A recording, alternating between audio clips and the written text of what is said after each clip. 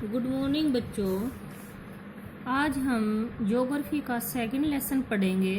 पाठ का नाम है भूमि, मृदा, मृदा यानी मिट्टी, जल, प्राकृतिक वनस्पति और वन्य जीव संसार। भूमि होती है जिस पर हम हमारा आवास स्थान है, मृदा होती है मिट्टी, जल जो हमारा जीवन है, प्राकृतिक वनस्पति जो हमें प्रकृति से मिली हुई है, और वन्य जीवन संसार यानी जो वन्य हमारे जंगलों में जो जीव जंतु रहते हैं।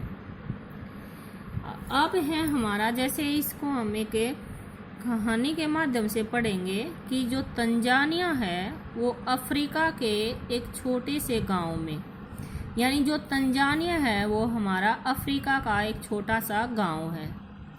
यहाँ पर एक बच्चा है जो कि मांबा ये रहता है, और ये क्या नाम है, अपने परिवार के साथ एक छोटी सी झोपड़ी में रहता है। और जहाँ पर यह रहता है वह चट्टानी भूमि का एक भाग है। मांबा के पिता, क्योंकि चट्टानी भूमि पर वह रहता है तो उसके पिताजी जो हैं कठोर परिश्रम करके यानी बहुत सारी मेहनत करके कुछ फसल है जैसे मक्का और सेम उगाते हैं। इतनी मेहनत करने के बाद भी वे परिवार के लिए यानी जितनी परिवार की उनकी ज़रूरत है साल भर का भोजन प्राप्त नहीं कर पाते। ये था मांबा, यानी जो तंजानिया यानी अफ्रीका के क्षेत्र में गांव में रहता है। इसके बाद हमारा दूसरा बच्चा है पीटर। पीटर जो है न्यूजीलैंड के भेड़ पालन प्रदेश के मध्यवर्गीय भाग में रहता है, यानी पीटर जो है न्यूजीलैंड के मध्यवर्ती भाग में रहता है, जहां उनका परिवार ऊन प्रकरण यानी ऊन बनाने का कारखाना चलाता है। और प्रतिदिन जब वह स्कूल से लौटता है तो पीटर भी जो है अपने चाचा को अपनी भेड़ों की देखभाल करते हुए देखता है। उनका भेड़ों का भाड़ा कुछ दूरी पर पहाड़ियों में लगे हुए एक विस्तृत घास के मैदान पर स्थित है। यहाँ नवीनतम यानी जो टेक्नोलॉजी के कारण है, टेक्नोलॉजी या वैज्ञानिक या तकनीकी के कारण वैज्ञानिक विधि से इसका प्रबंध किया गया है, किसका, ऊन के कारखाने का। पीटर का परिवार जो है जैविक कृषि भी यानी सब्जियां भी उगाता है। अब आपने एक तो सुनी मांबा की कहानी जो चट्टानी प्रदेश में रहता है, बहुत सारी मेहनत करने के बाद भी वो एक साल के लिए पर्याप्त मात्रा में भोजन नहीं उगा सकते।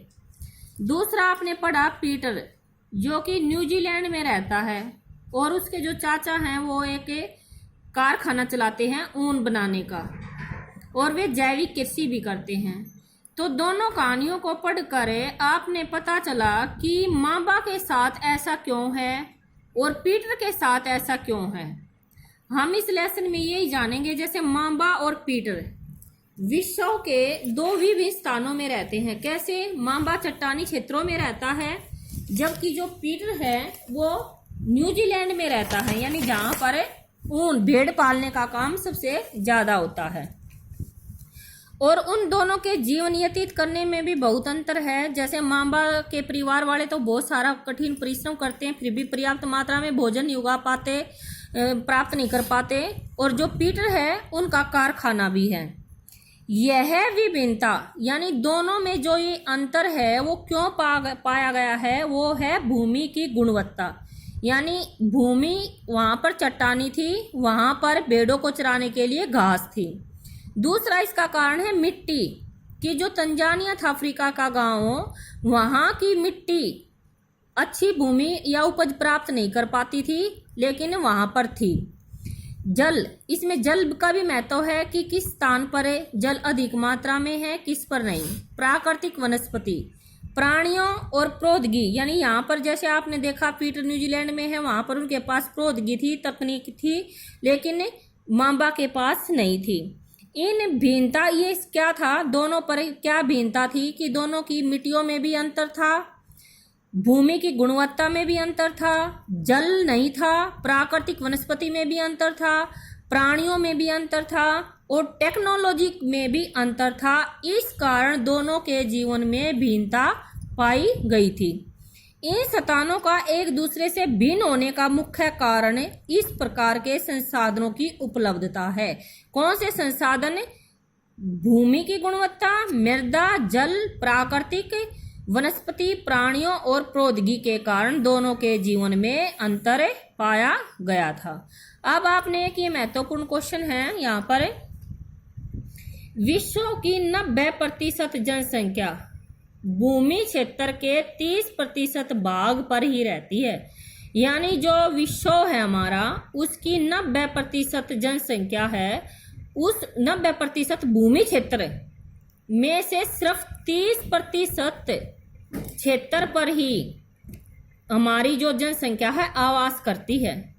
70% भूमि या तो विरल है या निर्जन है। विरल का अर्थ है जहां पर बहुत कम जनसंख्या है, लेकिन ऐसे भी क्षेत्र हैं निर्जन जहां पर बिल्कुल भी कुछ भी नहीं है।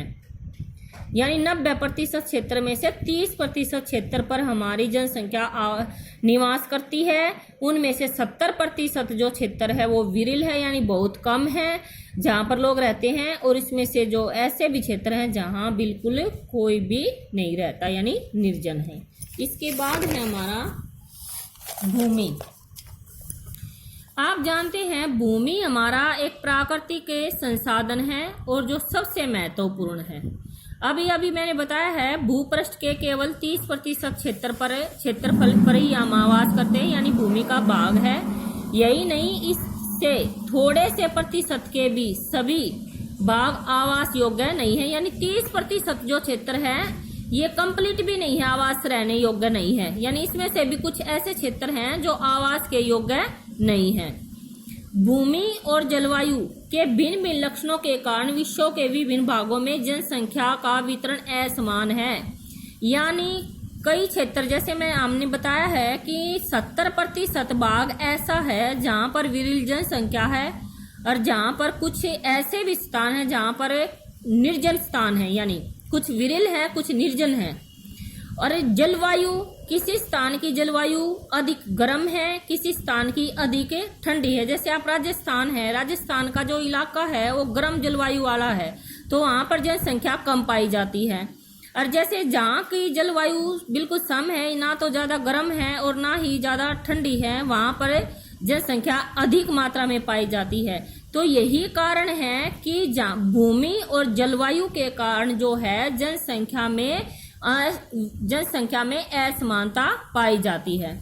जैसे कई बार उबड़ खाबड़ स्थलाकृति, यानी कोई स्थान भूमि का ऐसा है जहां पर उबड़ खाबड़ है, कहीं पर पर्वतों के ढाल तीव्र हैं, जलक्रांति यानी कहीं पर बाढ़ आने की संभावना अधिक रहती है, कहीं पर मरुस्थलीय क्षेत्र है, कहीं पर अधिक सघन वन का अर्थ है कहीं पर अधिक मात्रा में वन है, कहीं पर विरल है, कहीं पर निर्जन है, कहीं पर उपजाऊ मैदान है, कहीं पर नदी घाटियां हैं। नदी घाटियां और जो होती हैं वो खेती के लिए यानी कृषि के लिए बहुत महत्वपूर्ण होती हैं।